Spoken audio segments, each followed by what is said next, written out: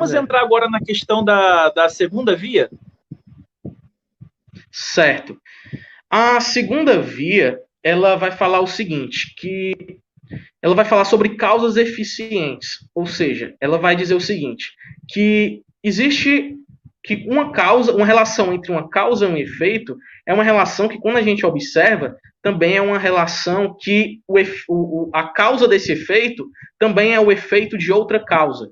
E aquela outra causa também é efeito de outra causa, e assim por diante. Ou seja, há, de certa forma, uma cadeia ou uma hierarquia de causas. E é importante aqui diferenciar duas coisas. Porque o Aquino, quando ele vai escrever a Suma Teológica, a impressão que ele passa quando está escrevendo ali é que ele está se referindo a uma cadeia de causas. Ou seja, uma causa que acontece aqui, e o efeito que acontece aqui, e depois acontece outra, e depois outro, depois outro, depois outro.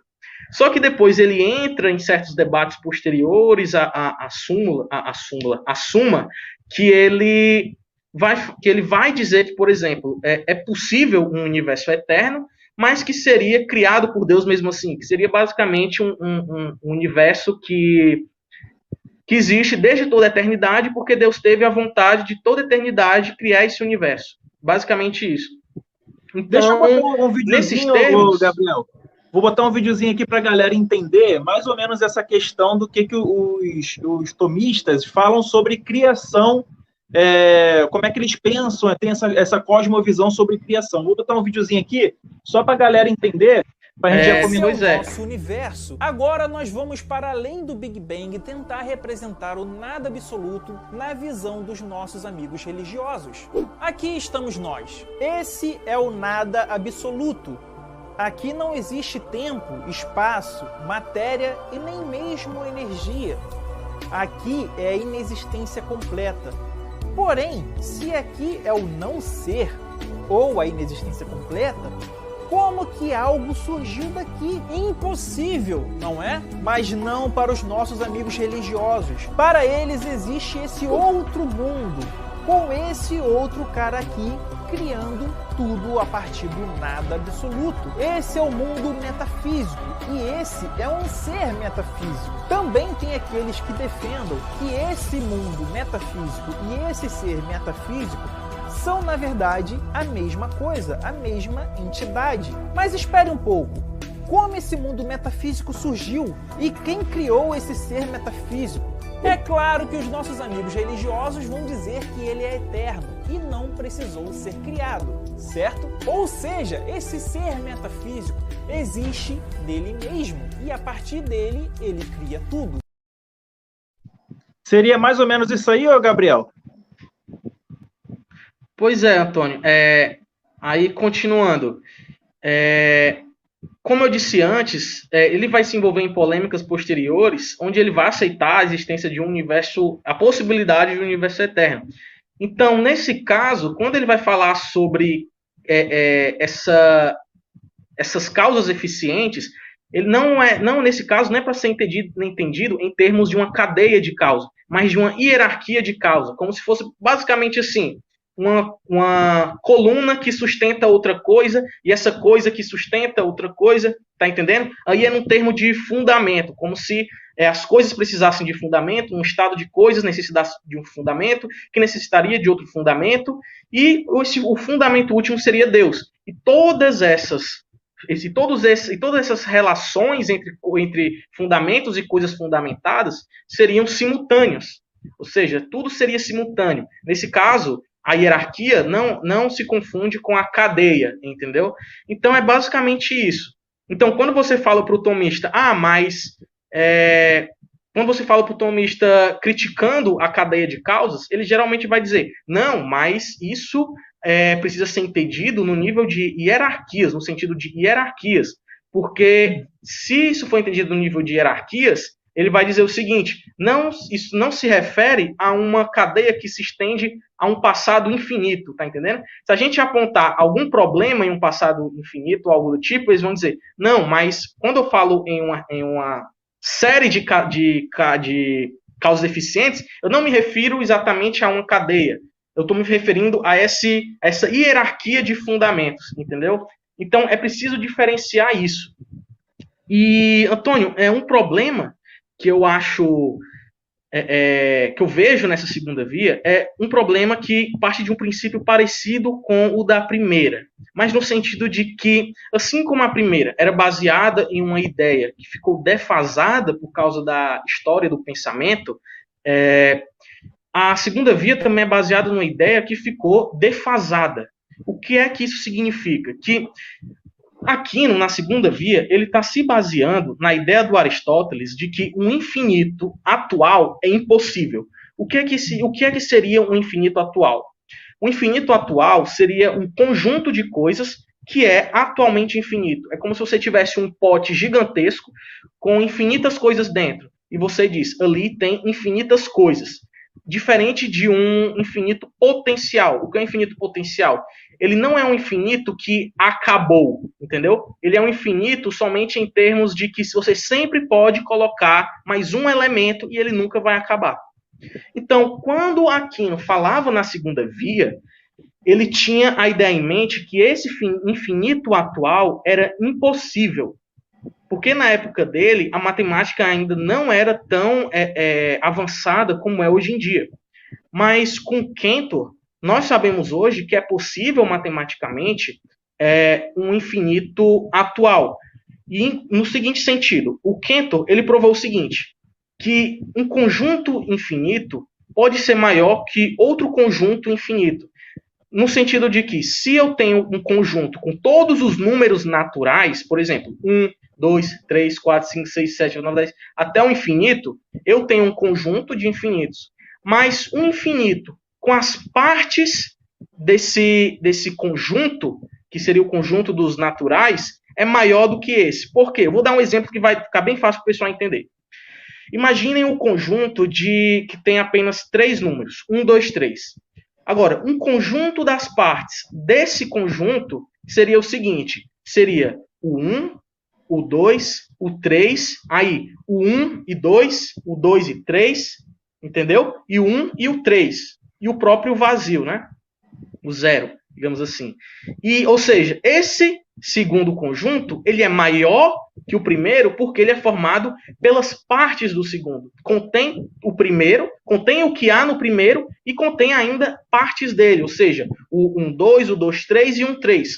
No caso do infinito, é a mesma coisa. Você pode ter todos os números naturais num conjunto e você pode ter outro conjunto com as partes desse conjunto natural. Então aí você teria o 1, o 2, o 3, o 4, o 5, até o infinito, e depois você teria, por exemplo, um conjunto com 1 e o 2, com o 2 e o 3, o 3 e o 4 e o 5, ou seja, você tem um infinito maior que o outro.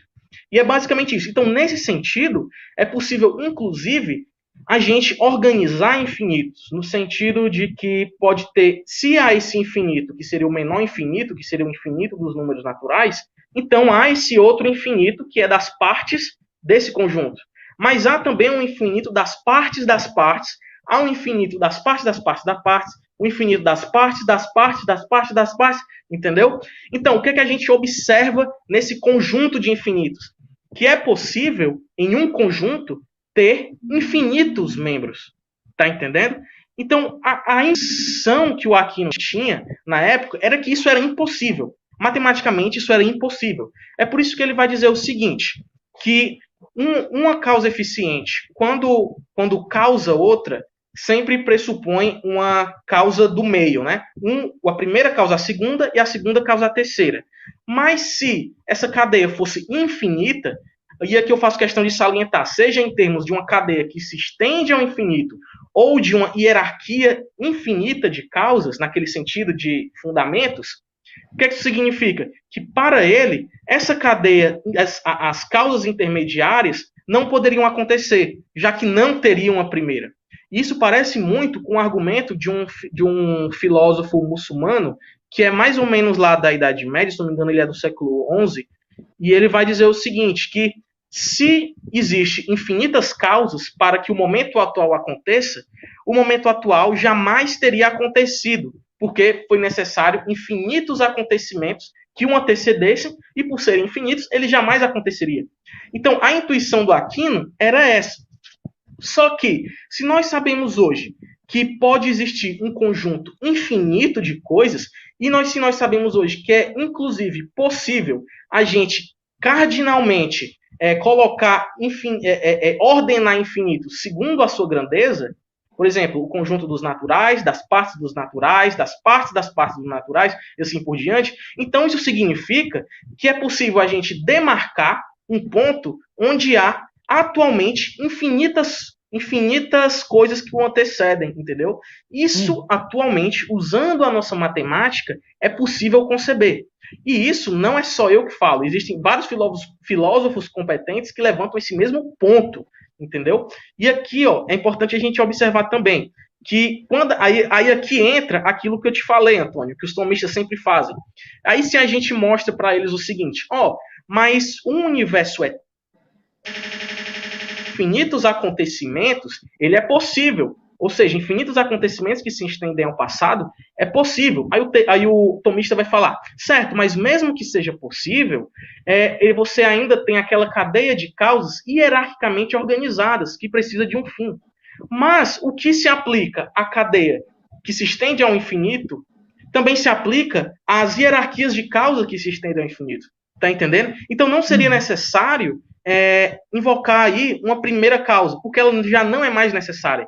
Justamente porque o Aquino pensava que ela era necessária, porque o infinito atual para ele era impossível, porque também para Aristóteles era impossível. Mas hoje nós sabemos que é matematicamente impossível. E há alguns pontos que o teísta pode levantar. Por exemplo, ele pode dizer o seguinte, mas o próprio conjunto infinito de coisas ainda precisa de uma causa anterior a ele. Mas se ele fala isso, ele vai estar pressupondo exatamente aquilo que a gente está demonstrando que não é necessário, uma causa primeira, entendeu? Então a gente sempre pode mostrar para ele, por mais que ele diga, mas esse conjunto aqui precisa de uma causa primeira. A gente pode mostrar simplesmente para ele, não, mas você já está partindo do pressuposto que é impossível o infinito atual. Então, por mais que você queira criar um conjunto onde uma coisa por fora explica uma sempre pode criar um conjunto maior, e isso não é impossível, segundo o que sabemos atualmente. Outra coisa que um teísta pode também alegar é que um infinito atual, ele cria certas dificuldades. Eles geralmente falam daquele experimento mental do Hotel Hilbert, que seria basicamente assim, vou explicar rapidamente, que seria assim, um hotel com infinitos quartos que estão infinitamente ocupados, todos os quartos infinitos estão ocupados. E eu chego querendo alugar um quarto nesse hotel. Então, o Hilbert, o dono do hotel, vai falar o seguinte, olha, todos os quartos estão ocupados, mas eu posso dar um jeito. Eu posso pedir para cada hóspede pular um quarto. Eu posso pedir do quarto 1 pular para o 2, do 2 pular para o 3, e assim por diante. E assim até o infinito. Então, o que é que esse experimento mostraria para a gente? Que seria esquisito, porque todos os hóspedes poderiam pular um quarto e teria um quarto a mais, entendeu? Então, o texto pode dizer, mas isso é uma contradição lógica. Ou então, outra coisa, se eu chego lá com infinitos convidados meus, amigos meus, aí o dono do hotel poderia dizer só o seguinte, é só fazer o seguinte, você pula os números ímpares, vão para os números pares. E assim a gente desocupa todos os números ímpares, e assim a gente pode ocupar seus infinitos amigos. Aí o texto vai dizer, viu como isso é esquisito? Isso é impossível na realidade. Só que isso é uma dificuldade psicológica que a gente tem, assim como a gente tem, por exemplo, uma dificuldade psicológica de entender vários fenômenos quânticos, inclusive a própria dobra do espaço-tempo, é uma coisa que a gente não consegue compreender. E não é porque é uma coisa que a gente não consegue compreender que não se torna possível. Por exemplo, existe toda uma matemática sofisticada que vai explicar fenômenos quânticos que nos são psicologicamente estranhos, que nós não conseguimos imaginar como seja. Assim como existem certos acontecimentos na dobra espacial, no espaço-tempo, que também nós não conseguimos conceber como seria aquilo. Mas se matematicamente é possível usar uma ferramenta para lidar com aquilo, então nós estamos diante de algo que é possível, por mais que nós psicologicamente tenhamos dificuldade. Inclusive eu li um artigo que o cara falava assim, eu esqueci o nome do cara, depois eu quero lembrar, que ele fala o seguinte, um teísta que alega que nós não podemos usar, que isso seria impossível porque nós não podemos compreender, é porque ele quer usar intuições cotidianas para entender algo que não pode ser entendido por intuições cotidianas. Aí ele fala o seguinte, é como se ele quisesse manipular um material radioativo sem qualquer tipo de equipamento para lidar sofisticadamente com aquilo, entendeu? Então, é basicamente isso. A segunda via, ela pode ser respondida dessa forma. Gabriel, isso aí que você falou é muito interessante, cara, porque o que acontece? As pessoas querem usar a mentalidade do senso comum para vislumbrar um mundo que é tipo assim, a gente só enxerga o nosso mundo através dos nossos sentidos. Foi por isso que a gente desenvolveu o método científico, né? Porque é uma ferramenta metodológica que nos permite avaliar o mundo não somente através do nosso senso comum, que é através dos nossos sentidos básicos, né? A gente tem que desenvolver ferramentas e uma metodologia para inferir como realmente o mundo e o universo funcionam. Quando a gente vai entrar no mundo quântico, as coisas ficam completamente malucas, né? Tudo fica diferente, a realidade é praticamente outra, diferente daquilo que nós entendemos. Quando a gente junta relatividade e mecânica quântica, essa questão de o evento A causa o evento B nem sempre é necessário, porque a gente tem até partículas que voltam no tempo, né, cara? E estão acima da velocidade da luz. São partículas que não possuem massa. Então a coisa fica de um nível de complexidade que o senso comum não dá conta. Nesse sentido, o Gabriel, por exemplo, a gente pode inferir que tudo que existe é basicamente a energia do vazio, né? Tudo que existe, toda a força, toda a massa que nós temos é basicamente 99,9% da energia do vazio. O restante também faz parte do campo de Higgs, que também é energia do vazio. Nesse sentido, o Gabriel, a gente teria que, se a gente fosse usar a questão do universo que não tem causa, isso também anularia a segunda via, um universo que nunca foi causado? Sim, mas geralmente isso que tu falou é invocado assim em um sentido errado, porque geralmente ocorre o seguinte, quando a gente vai falar na mecânica quântica de certas coisas sem causas, ocorre o seguinte, porque na mecânica quântica existem certos fenômenos que implicam uma sobreposição de estados, né? Que é aquele caso de que não existe um estado bem, mas, por exemplo, um elétron ele pode estar, ele está probabilisticamente em todas as localidades que ele pode ocupar, entendeu? Então, quando um elétron, quando essa função de onda, né, ela é colapsada, nós entendemos que o elétron escolhe um lugar, certo? E isso não é explicado em termos de nenhum poder de algo que circundante ao elétron. Eu vou tentar ser mais claro. Por exemplo, quando a gente faz aquele experimento da dupla fenda e a gente atira um feixe de elétrons, há aquele caso que ela assume particularidades de onda, certo? E quando nós vamos medir, e nós interferimos no sistema, porque medir, no caso, implica uma interferência, uma interação com o sistema, nós causamos o colapso da função de onda. A função de onda ali, no caso, é uma onda de probabilidades. É uma probabilidade de o elétron estar, ele pode estar mais provável de estar aqui e mais provável de estar aqui, ou menos provável de estar aqui, e isso cria certos vales, né? Por exemplo, se ele é mais provável de estar aqui e não aqui, isso vai criar um certo vale que tem formato de onda. Essa onda é puramente probabilística.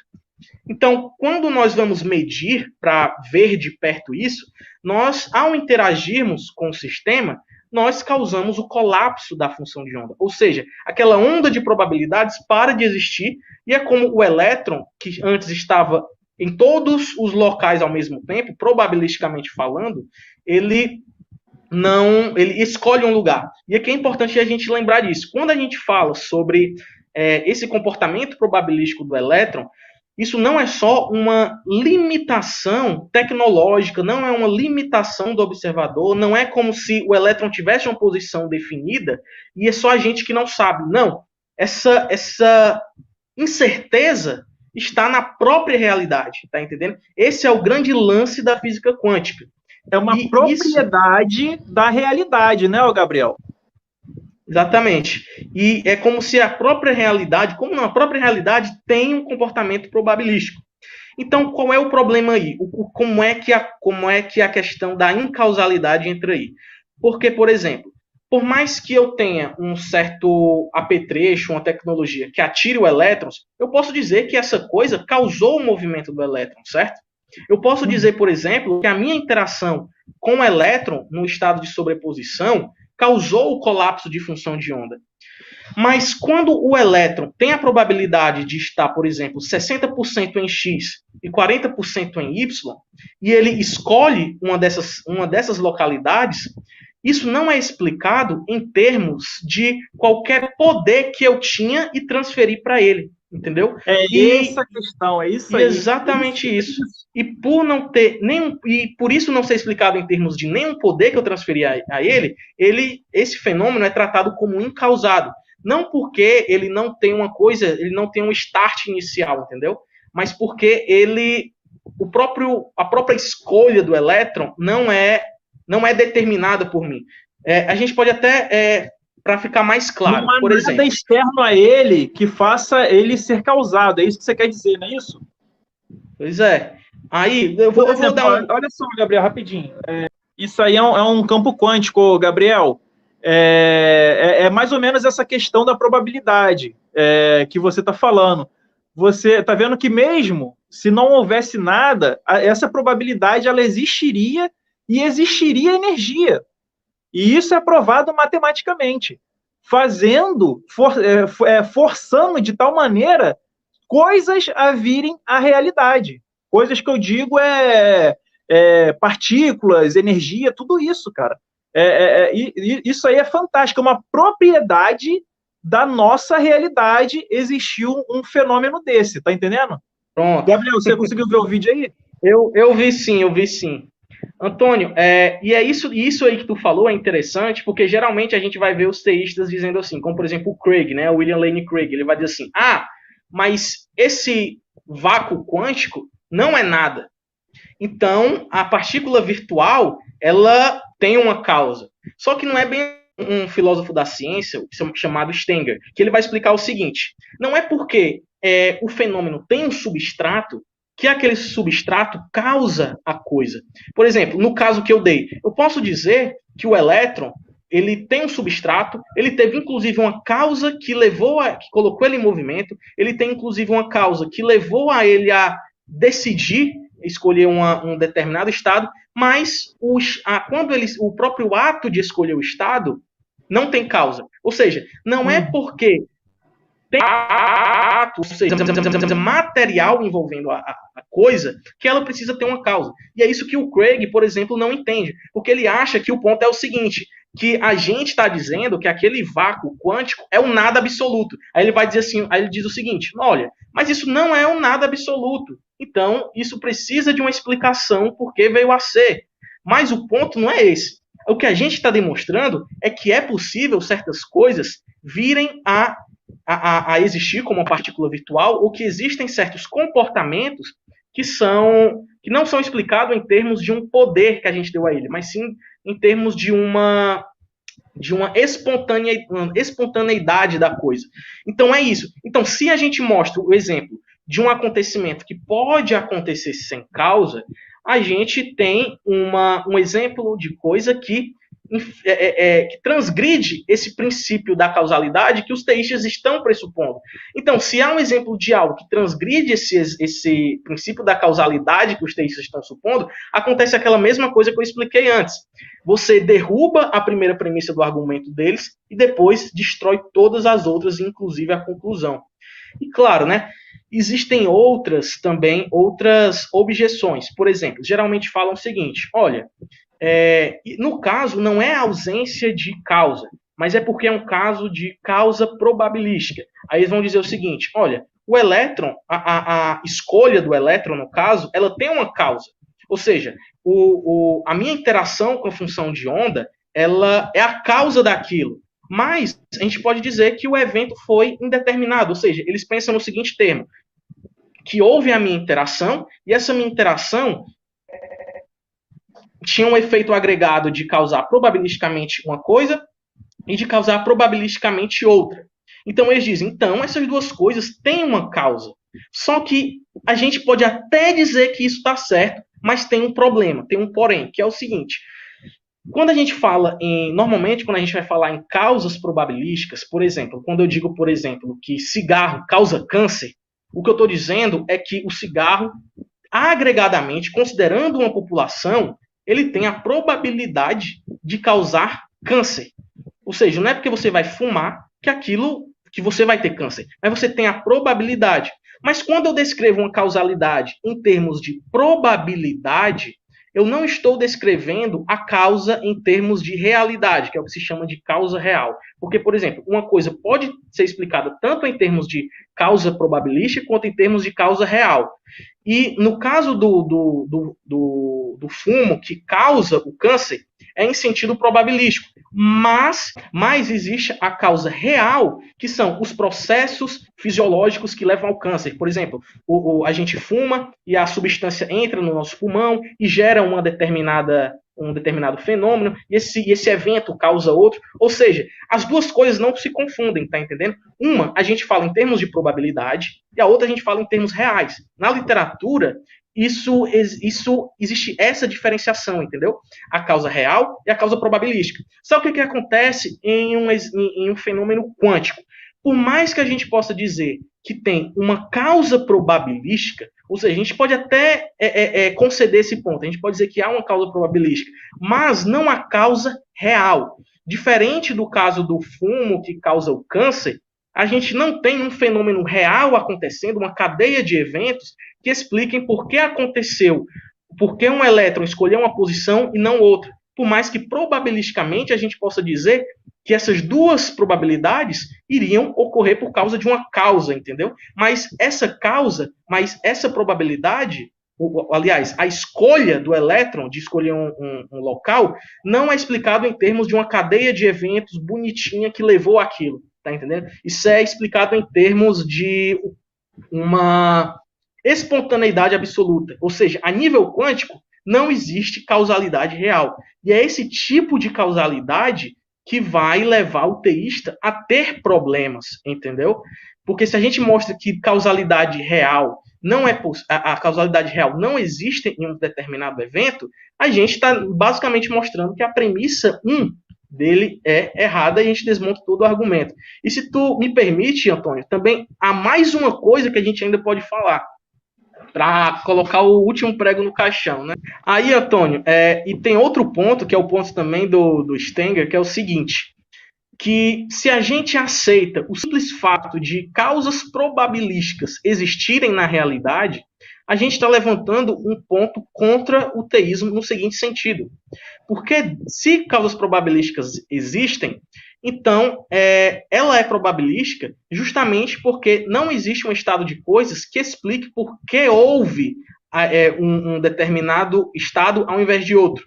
Mas isso é incompatível com a visão do Deus clássico. Porque o Deus do teísmo clássico é um Deus que ele conhece o futuro, tá entendendo? E se probabilidades existem no mundo real, esse Deus clássico é colocado em dificuldades.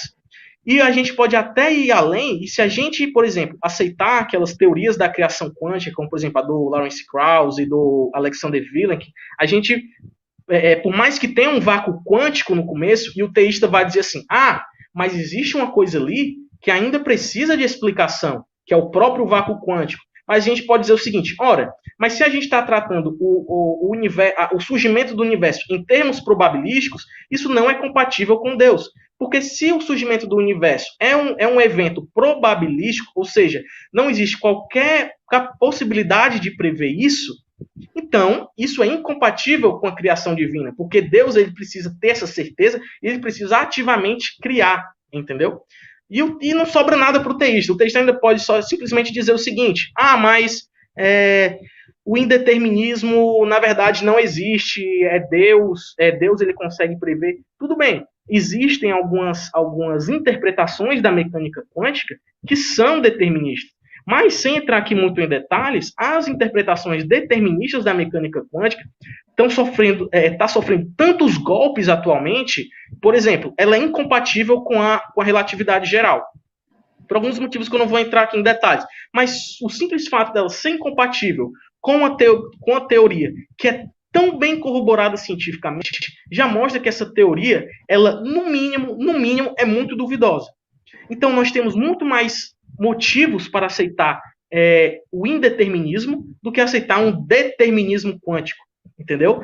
E não sobra nada para o teísta, só se ele disser, mas Deus ele consegue prever o indeterminado, aí o teísta começa a entrar em contradições e começa a série de absurdos.